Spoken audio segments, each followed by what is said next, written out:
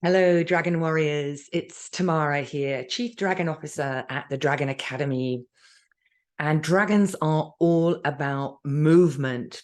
And as a regular and a hyperactive person myself, I love movement, but it often gets me into trouble.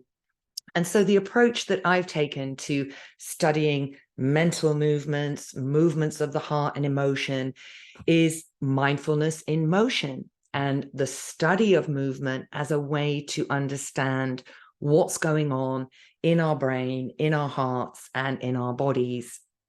And so in this video, I'm just going to give a brief overview of the sorts of movements that we can begin to study that will give us insights into who we are, what we're doing, why we're doing it, why we sometimes get into trouble with the things that we're doing, and how we can really take charge of all those different movements so that we can live in a way that's aligned to our values, that's kind to our body and mind, and allows us to stay connected and present with the world and one another.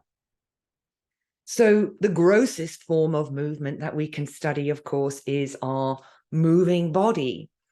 And we can do that in formal ways, perhaps if we're studying a practice like yoga or Tai Chi, or we can do that in informal ways with everyday movements.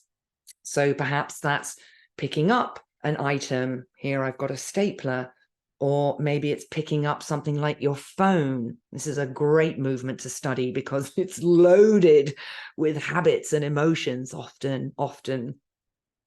So we can study our moving body. And if you don't have access to a gym or a trainer or anybody like that, just everyday movements are a place that we can begin to tune in to the intention to move, the execution of the movement, and then that ongoing flow of sensation that comes into our brain as the body moves.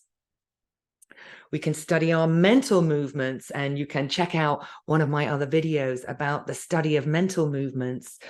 But I just love the idea that thoughts are movements trapped in the mind. And once I grasped that, it became an exciting exploration for me to study those mental movements and begin to put some language to them so I could more quickly and accurately recognize what my mind was doing, and then checking, mind, did I ask you to do this? Or is this something that you've just gone and done automatically? In which case, no. I need to get back control of my mental space and my mental movements. The other kinds of movements are the movements of emotions through the body. Now, we've all got a different starting point with this.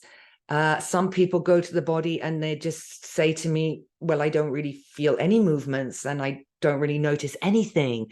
Other people are like super sensitive and they're overwhelmed by the emotional movements in the body. And so my take on that is, yes, definitely something is happening in the body when you are feeling an emotion. And can we begin to study how those sensations move around the body when different feelings are present with us? So one that many people might recognize is the feeling of the heart sinking. Now, I'm pretty sure that my heart itself is not actually moving into my belly, but there's something there about the heart feels like it's dropping into the belly, often associated with fear. Or perhaps, if you're a parent or you're in a situation where you're really proud of somebody, the heart feels like it's swelling and growing. Sort of that's that feeling of being really proud of your child or your friend, or perhaps even yourself, if you've done something that you really had to work hard at, and then you're like, yes, I did it. Yeah, that feeling of like the chest opening and sort of the body and the posture changes.